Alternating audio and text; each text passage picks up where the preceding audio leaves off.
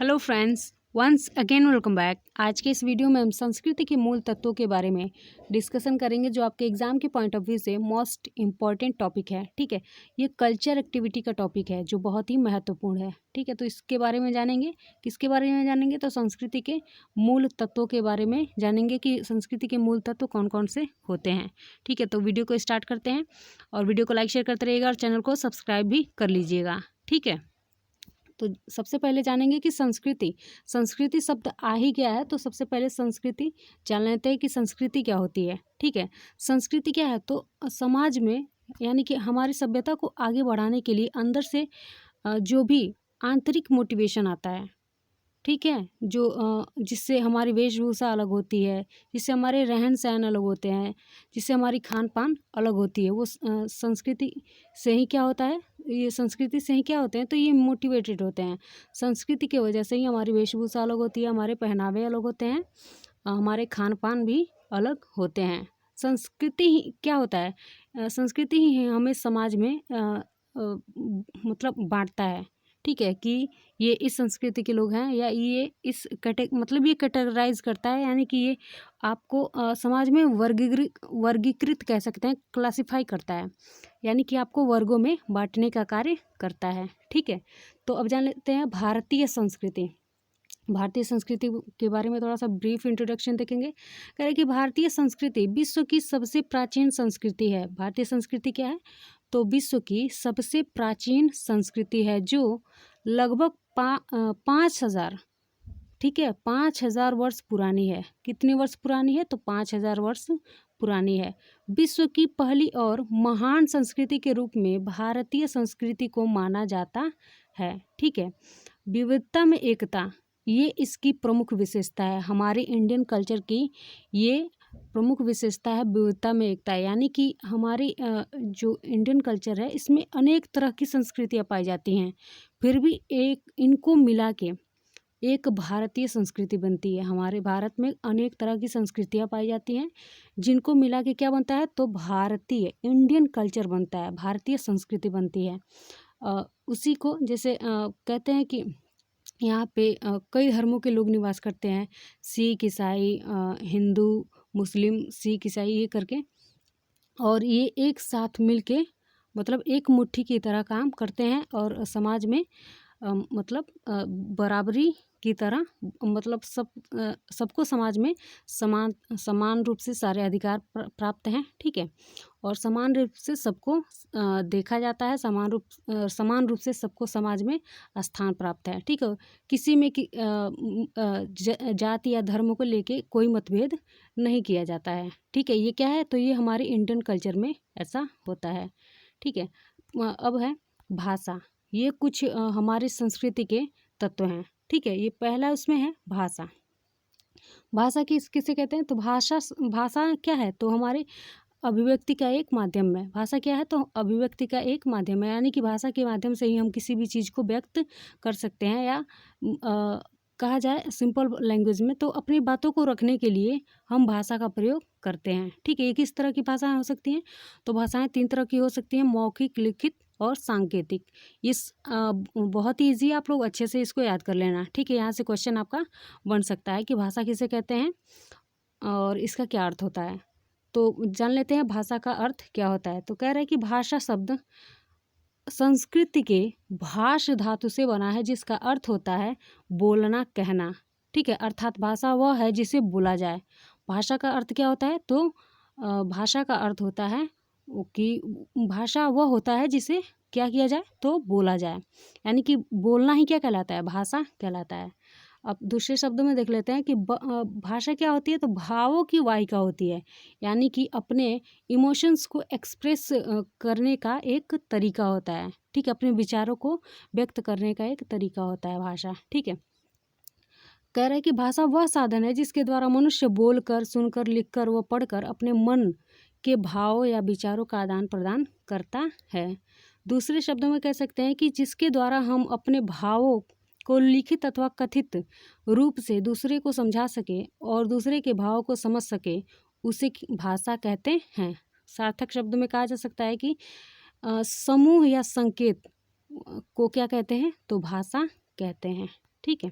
इस तरह आप लोगों ने भाषा को समझ लिया होगा कि भाषा क्या है, तो हमारी अभिव्यक्ति का एक माध्यम है जिसके द्वारा हम अपनी बातों को दूसरे के समक्ष आसानी से रख सकते हैं। ठीक है। भाषा कितनी तरह की होती है, तो भाषा 3 तरह की होती है, लिखित, मौखिक, लिखित, सांकेतिक। मौखिक में क्या आता है, तो हम जो मुंह के द्वारा जो भी बोल के चीज़ों को समझाते हैं, बताते हैं, ठीक है, अपनी बातों को रखते हैं, तो वो मौखिक होता है। और लिखित यानी कि पेन और पेंसिल के द्वारा कागज़ पर लिखित रूप से किसी चीज़ को व्यक्त करते हैं, तो क्या कहलाता है, लिखित भाषा कहलाता है। और सांकेतिक यानी कि संकेतों के माध्यम से हम चीज़ों को भी व्यक्त करते हैं। ठीक है।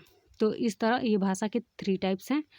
और भाषा का अर्थ क्या है, तो भाषा का अर्थ है जिसे बोला जाए, यानी कि भाषा वह है जिसे बोला जाए। भाषा शब्द की उत्पत्ति किससे हुई है, तो भाषा शब्द संस्कृत के भाष धातु से, ठीक है, संस्कृत के किससे, तो भाष धातु से बनी है, जिसका अर्थ क्या होता है, तो वह भाषा वह है जिसे बोला जाए।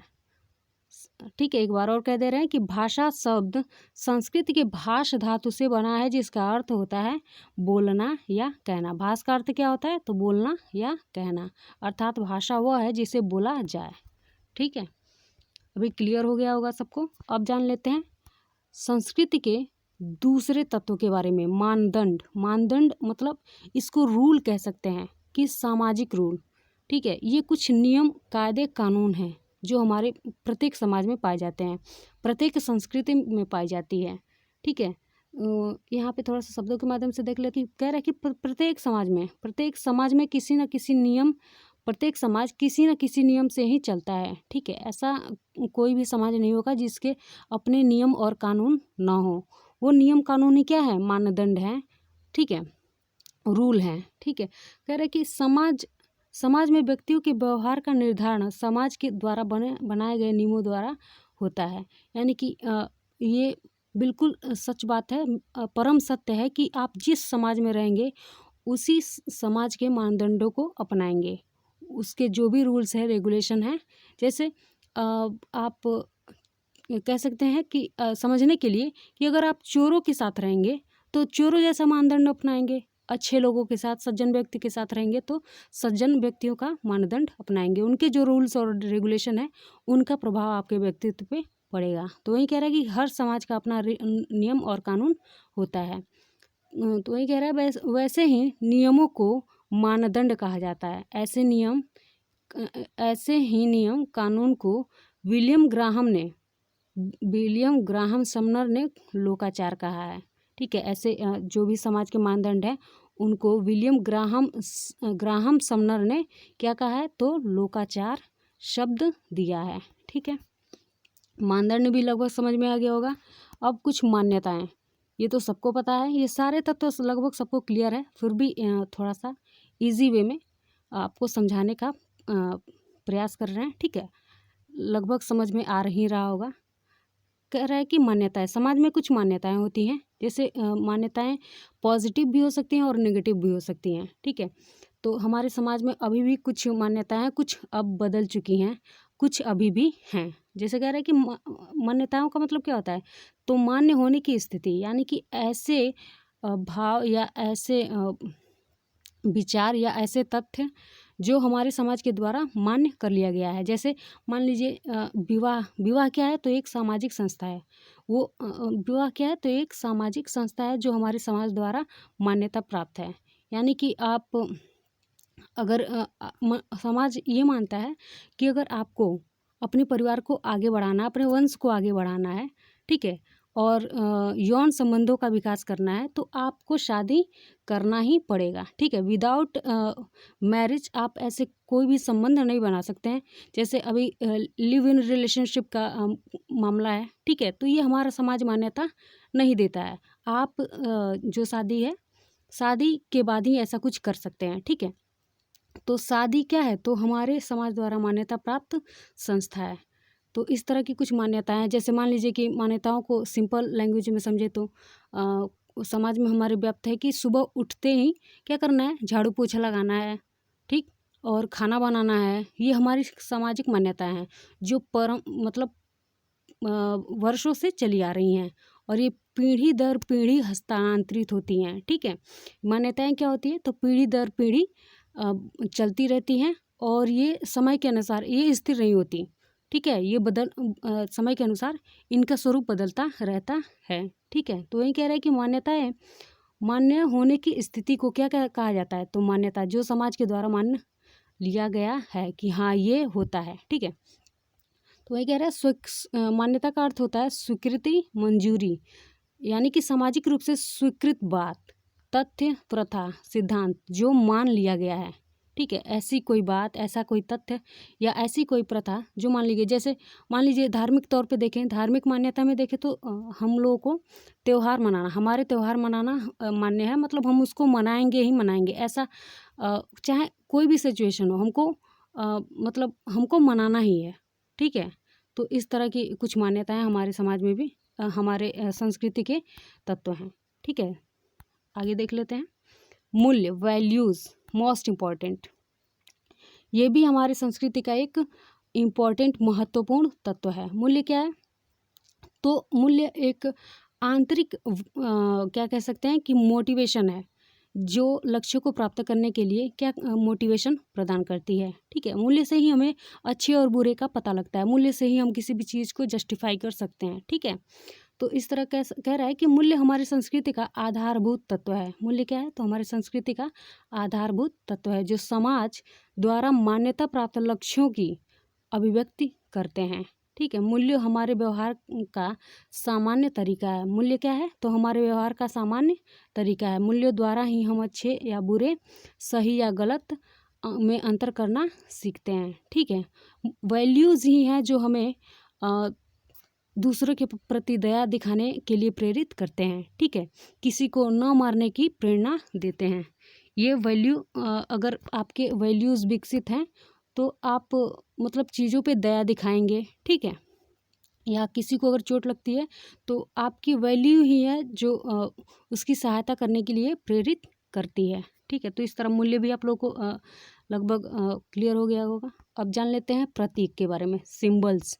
ये हमारे संस्कृति का मोस्ट इम्पॉर्टेंट तत्व है। कह रहा है कि संकेत संस्कृति का एक प्रमुख तत्व है। हम विभिन्न प्रकार के संकेतों के सहारे अपने विचारों को, भावों को और मतलब कह रहा है कि संकेतों के सहारे ही अपने, अभी हम बताए हैं कि लैंग्वेज 3 तरह के होते हैं। भाषा कितने तरह की होती है, 3 तरह की, एक मौखिक और दूसरी लिखित, तीसरी सांकेतिक। तो संकेत क्या है, तो भाषा को अभिव्यक्त करने का या विचारों को अभिव्यक्त करने का एक माध्यम है। ठीक है, तो कह रहा है कि कह रहा है कि संकेतों के सहारे अपने भाव और विचारों को हम दूसरे व्यक्ति तक पहुंचाते हैं। प्रतीकों का प्रसार भाषा, साहित्य, कला, धर्म, दर्शन और जहाँ तक मानव की नित्य प्रति जीवन की गतिविधियाँ पहुंच सकती हैं वहाँ तक है। ठीक है, प्रतीकों का प्रसार कहाँ तक है, तो भाषा, साहित्य, कला, धर्म, दर्शन और जहाँ तक मानव नित्य प्रति जो क्रियाकलाप करता है और जो भी गतिविधियाँ करता है वहाँ तक इसकी पहुँच है। ठीक है, सांकेतिक भाषा की। यदि भाषा की उत्पत्ति का इतिहास देखा जाए तो ज्ञात होता है कि, कह रहा है, थोड़ा सा क्लियर कर लेते हैं इसको। कह रहा है कि यदि भाषा की उत्पत्ति का इतिहास देखा जाए तो ज्ञात होता है कि भाषा का आदि रूप प्रतीकात्मक था। क्या था, प्रतीकात्मक था, यानी कि प्रतीकों के माध्यम से ही आदिकाल में चीज़ों को व्यक्त किया जाता था। जब कोई भाषा नहीं थी तब प्रतीकों के माध्यम से ही अपने विचारों का आदान प्रदान किया जाता था। कब, तो आदिकाल में। ठीक है, उस समय मनुष्य प्रतीकों के माध्यम से ही अपने भाव को व्यक्त किया करते थे। ठीक है, ये हमारा ये हमारा, ठीक है, नेशनल सिंबल है, हमारा राष्ट्रीय संकेत है। इसी के द्वारा हम अगर बाहर अपने देश से दूसरे देशों में जाते हैं तो यही हमें, मतलब इससे हमें ये लगता है कि ये हम इंडियन हैं। ठीक है, मतलब इंडियन होने का ये प्रतीक है। ये क्या है, तो हमारा नेशनल सिंबल है, राष्ट्रीय प्रतीक है। ठीक है, ये क्या है, तो अशोक स्तंभ है। ये क्या है, अशोक स्तंभ। हमारा अशोक स्तंभ क्या है, तो हमारा राष्ट्रीय प्रतीक है, राष्ट्रीय सिंबल है, नेशनल सिंबल है।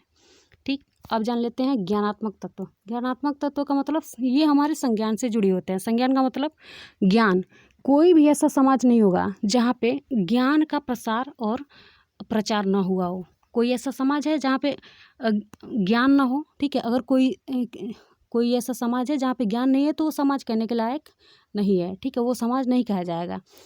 ज्ञान के अभाव में व्यक्तियों का समाज जानवरों की तरह मापा जाता है। कई विद्वानों ने ऐसा कहा है, ठीक है। और ज्ञान के अभाव में कोई भी इंसान पशु ही माना जाता है। तो वही कह रहा है कि कोई भी ऐसा समाज नहीं होगा जहाँ पे इन तत्वों का विकास न हुआ हो, किसी न किसी रूप में हुआ ही रहता है, ठीक है। थोड़ा सा देख लेते हैं। कह रहा है कि आदिम काल से लेकर आज तक जितने भी प्रकार के समाज हुए हैं उन सभी में किसी न किसी प्रकार का ज्ञान अवश्य पाया जाता है, ठीक है। जैसे हठयोग कब आया, तो वो नाथ संप्रदायों के समय आया। वही उसी तरह जो संप्रदाय आया या जो सिद्ध आए, या इस तरह से कह सकते हैं कि जिस समय जो जैसा समाज विकसित हुआ उस समाज के अपने अपने क्या ज्ञान थे, ज्ञानात्मक तत्व थे। जैसे किसी भी समाज का समाज शास्त्र कह सकते हैं, मानव शास्त्र कह सकते हैं, ये क्या है, तो ज्ञान के तत्व हैं जिनके माध्यम से हम किसी भी चीज़ के बारे में आसानी से जान सकते हैं, समझ सकते हैं, ठीक है। तो कह रहे हैं ज्ञान के अभाव में मानव समाज की कल्पना भी नहीं की जा सकती, ठीक है। मानव समाज में जितने भी प्रकार के ज्ञान हो सकते हैं वे सभी संस्कृति के अभिन्न अंग हैं। किसके अभिन्न अंग है, तो संस्कृति के। जैसे मानव शास्त्र, समाज शास्त्र, शिक्षा शास्त्र, चिकित्सा शास्त्र, अर्थशास्त्र, धर्मशास्त्र शास्त्र एवं विज्ञान के सभी आयामों के जो ज्ञान हैं वे सभी संस्कृति ही हैं। संस्कृति से ही ये सारे ज्ञान रिलेटेड हैं। तो इस तरह यह संस्कृति का क्या हुआ, तो संस्कृति का तत्व होगा, ठीक है। ज्ञानात्मक तत्व क्या है, तो संस्कृति का मुख्य तत्व है। इस तरह आप लोग को संस्कृति के मूल तत्वों के बारे में लगभग समझ में आ गया होगा, ठीक है। तो वीडियो को लाइक शेयर करते रहिएगा और चैनल को सब्सक्राइब कर लीजिएगा। Thank you so much.